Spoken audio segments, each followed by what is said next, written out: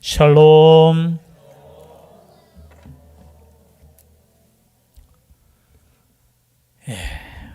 오늘은 조금 바쁘시죠? 예배 드리고 공동의회하고 또 고3들을 위해서 잠시 또 기도하고 또 예배 드리고 또 마치면 또 성가대 연습하고 저녁에는 단일 기도회야 하고, 이야, 얼마나 좋습니까? 온종일 하나님께 예배 드리는 시간이 복될 줄 믿습니다. 여러분, 좋아하면 계속 하고 싶어요, 안 하고 싶어요? 저는 축구하면 또 하고 싶어요. 뭐 힘이 안 되어서 못하지만 여러분, 예배를 기쁨으로 여러분 생각하셔야 돼요. 아이고 힘들다. 받으시는 하나님도 힘들어요. 그런 마음 가지면 우리가 힘들지만 또 기쁨으로 하나님께 나아갈 수 있는 우리의 삶이 될 수 있기를 주의 이름으로 축복합니다. 오전에는 누구를 부르셨어요? 예수님께서. 오전인데 오전에 잊어버렸어요? 레위 마태를 부르셨죠. 마태 복음의 그죠? 기록자가 마태예요. 마태.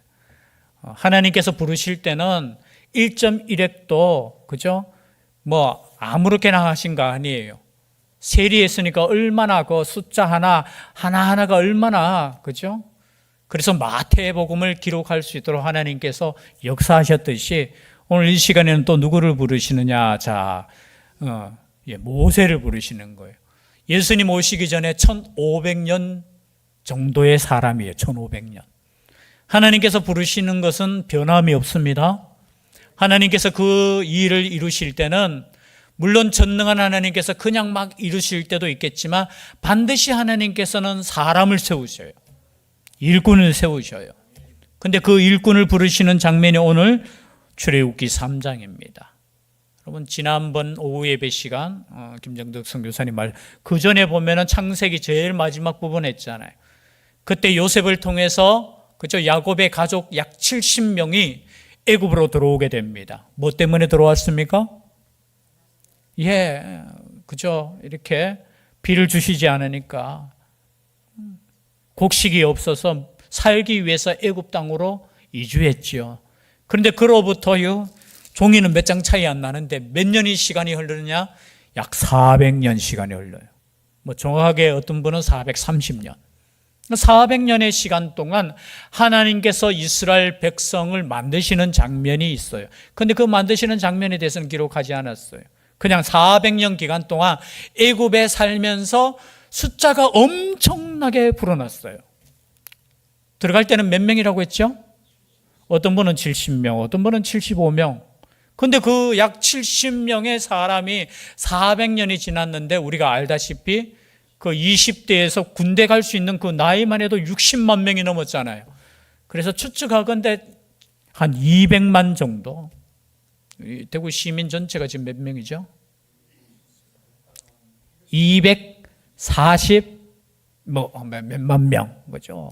약 250만 정도. 여러분, 이 시대에 우리가 인구 많은 시대에 살자면 그 당시에 200만이라는 인구는 엄청나게 많은 거예요. 어느 정도로 엄청나냐?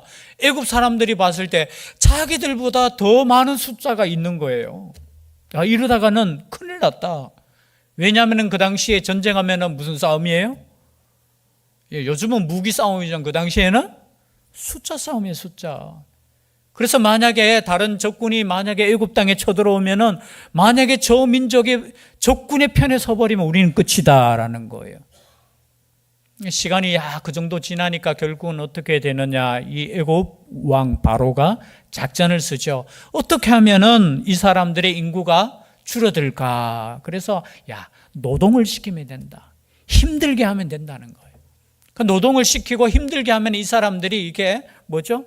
인구가 늘어날 것이냐, 줄어들 것이냐? 늘어나겠어요, 줄어들겠어요? 힘들게 하면은.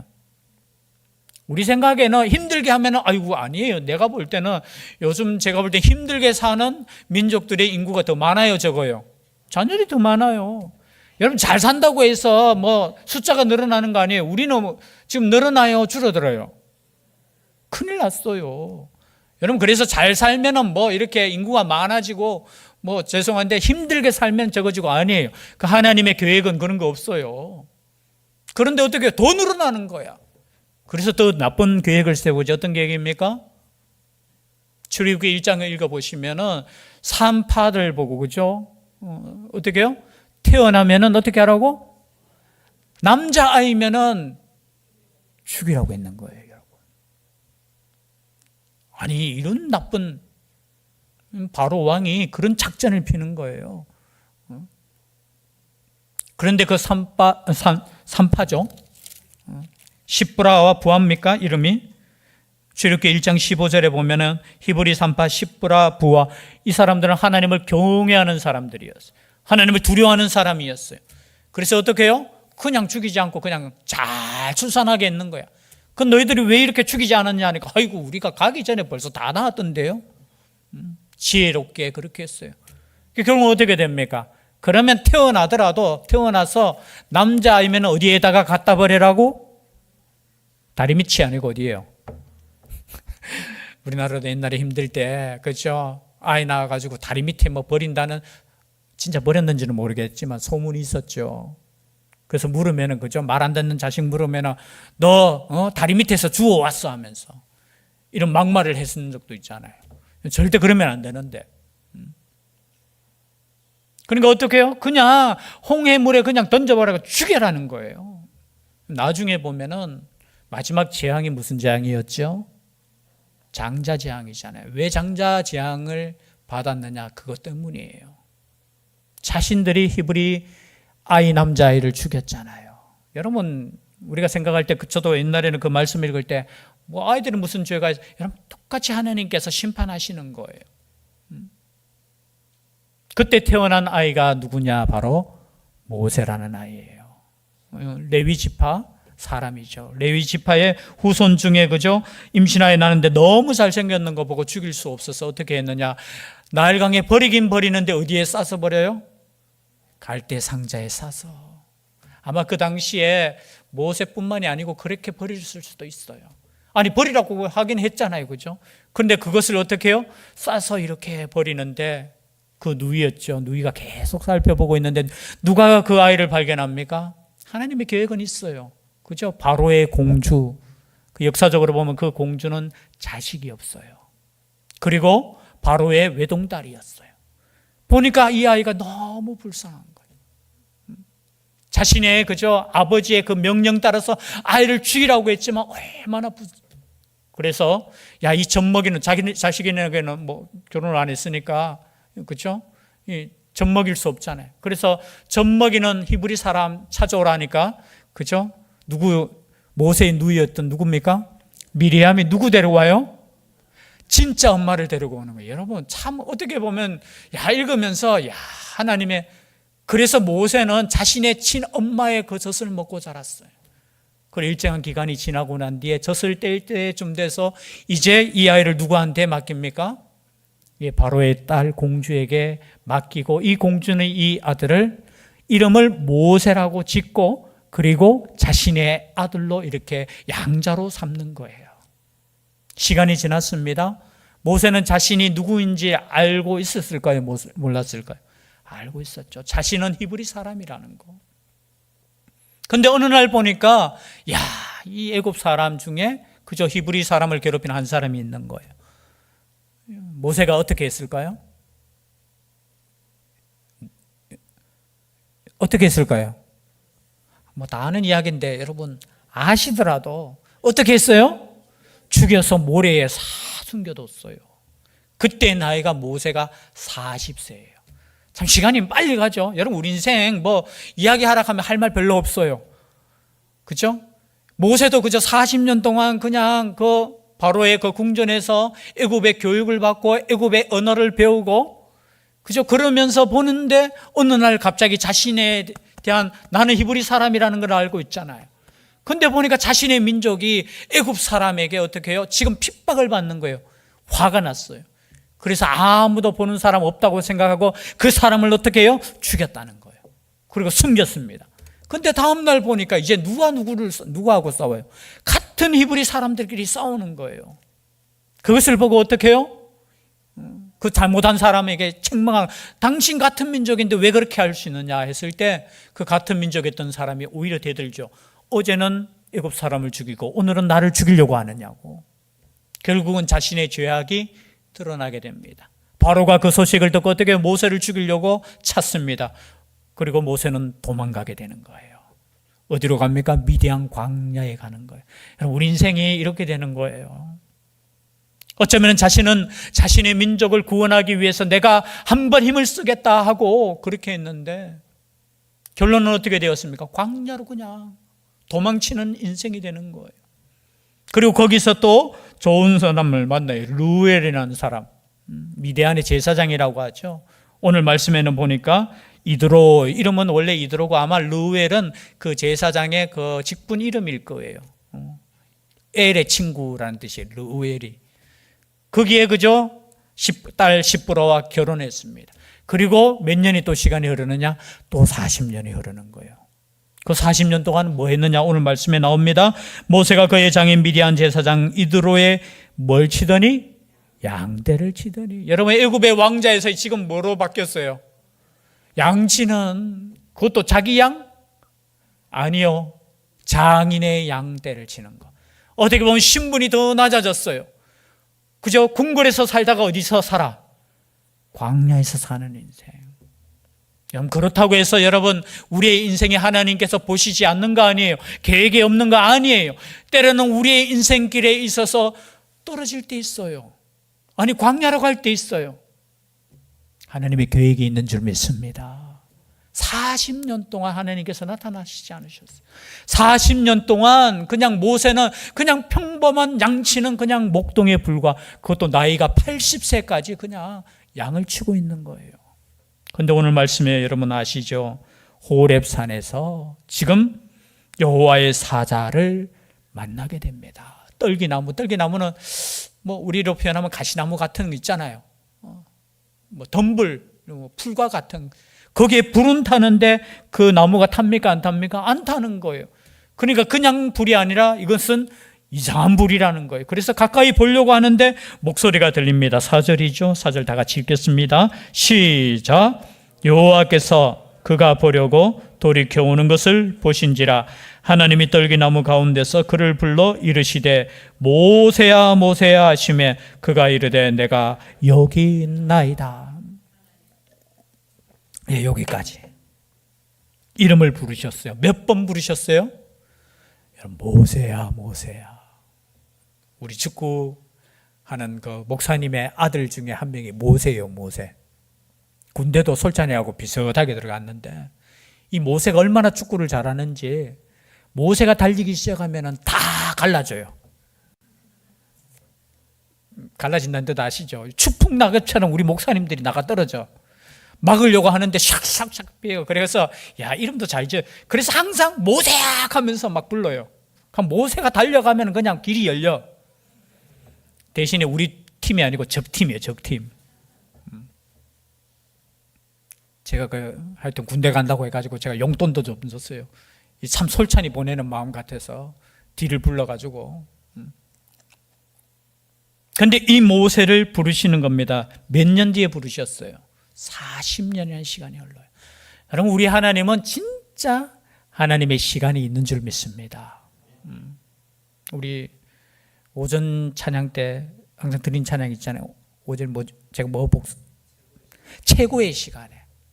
여러분 그 찬양 우리 오전에 좀 최고의 시간에 최고의 순간에 최고의 것, 이 정도 하면 따라 할 만도 안 돼. 혼자 부끄럽도록 잘 모르시죠? 다음 주에 꼭 한 번만 더. 전 그 찬양 부를 때마다 우리 하나님이 이런 하나님이셔요. 최고의 시간에 최고의 순간에 최고의 것을 준비하시는 하나님. 그 시간 40년. 우리가 뭐 그냥 편안하게 40년 하지만요. 여러분 모세의 그 심정을 한번 생각해 보세요. 자신의 민족을 위해서 내가 한번 헌신하겠다고 결단하고 그 손에 피까지 묻혀가면서 헌신했는데 우리 하나님 알아주시지 않아요. 그리고 그냥 양치는 그것으로 잊혀버리는 그냥 그런 인생으로 생각하고 살지 않았겠습니까? 근데 우리 하나님은 정말 치밀하신 하나님. 여러분 그 성격 가지고 광야에서 이스라엘 백성들 이끌었으면 어떻게 되었을까요? 만약에 40년 동안 광야에서 양치면서 훈련 안 받았으면 어떻게 했을 것 같아요? 말 안 들을 때마다 어떻게 했겠어요? 자기 측근회가 군대 만들어가지고, 그죠? 말 안 들으면 그냥 강압적으로 이것들이 말을 이렇게 안 듣나? 제가 볼 때 모세의 성격에 만약에 40세의 부름을 받았으면 그냥 가만두지 않았을 거예요. 내가 하나님께 부름을 받았고 내가 하나님께 명령을 받았는데 너희들이 나를 따르지 않느냐고 하면서 어떻게 이끌었을까요? 그런데 40년 동안 훈련을 시켜요. 그냥 말 안 듣는 누구하고 같이 있어요? 여러분 양들이 말 잘 듣습니까? 안 들어요. 근데 40년 동안 깎이고 그래서 여러분 우리의 광야 생활은 다른 사람을 위한 인생이 아니고 나를 깎는 시간이에요. 그리고 40년이 지나고 난 뒤에 나는 이제 힘이 없으면 나 아무것도 못해요. 그럴 때 하나님 80세가 되어서 하나님께서 부르시는 거예요. 저는 이 장면을 읽을 때마다 여러분 우리 하나님께서는 정말 좋으신 하나님이에요. 나의 성품을 알아요. 나의 모든 것 알아요. 그래서 하나님께서 적정한 그 시간에 이제 모든 것이 완벽하게 준비되었을 때 민족도 몇 명령 엄청나게 숫자가 불어났을 때 이제 하나님께서 그 한 사람을 선택하시는 거예요. 여러분 80세가 중요한 거 아닙니다. 120세가 중요한 거 아니에요. 진짜 중요할 때는 언제냐? 내 힘으로는 아무것도 할 수 없다는 그 고백이 있을 때 나는 아무것도 할 수 없지만 하나님께서 함께 하시면 이스라엘 백성이 아니라 온 세계의 사람을 구원하실 수 있는 분. 그래서 가장 적정한 시간에 누구를 보내셨어요? 예수님을 보내셨잖아요. 그리고 하시는 말씀이 야 모세야 부르면서 네가 선 곳은 어떠한 곳이라고요? 거룩한 곳. 여러분 거룩하다는 뜻은 뭡니까? 구별된 곳이라는 거예요. 여러분 하나님을 만나는 장소는 구별된 곳인 줄 믿습니다. 하나님을 예배하는 우리의 심령은 구별된 마음인 줄 믿습니다. 그래서 그 모세를 향하여 뭘 벗으라고 말씀하시고 있습니까? 신을 벗으라는 거예요. 그래서 우리 민족은 방에 들어갈 때 뭘 벗어요? 어떤 민족은 보니까 신발을 안 벗는 민족들이 많더라고요. 보니까 그 미국도 우리 김정대 선교사님 신발 벗고 들어가요? 신고 들어가요? 예, 벗는 집도 있고. 근데 요즘 제가 보니까 점점 벗는 집이 많아진대요. 우리나라 그 풍습을 보면서. 여러분 저는 그때 영화 예를 들어서 옛날에 그 미국 영화 볼 때 아니 신발 신고 그 침대에 뚝 눕더라고요. 그래서 제 상식으로는 저는 절대 씻지 않고는 밖에서 나가서 씻지 않고는 침대에 저는 눕지 않아요. 제 집 사람 보면 우리 딱 그래요. 전 무조건 집에 밖에서 들어가는 그 순간 저는 신발을 딱 벗고 무조건 탈의를 합니다. 왜냐하면 밖에서 먼지들이 있잖아요. 제 생각보다 깔끔해요. 생긴 것은 조금 그래도 그래서 어떻게 해요? 딱 하자마자 저는 무조건 들어가요. 들어가서 씻고 뭐 앉든지 아니면은 침대에 눕든지 뭘 하지 안 씻고는 그런 의미 아니겠죠. 제가 조금 길어졌지만요. 신을 벗으라는 뜻은 우리가 말씀을 함께 나눴지만 자신의 권리를 내려놓으라는 거예요. 유대인의 풍습에는 어떤 권리, 나는 이 권리를 내려놓겠습니다 했을 때는 그 신발을 벗어서 그 사람에게 주는 거예요. 내가 권리가 있지만 이 권리를 맡깁니다. 내가 포기합니다. 그런 뜻이에요.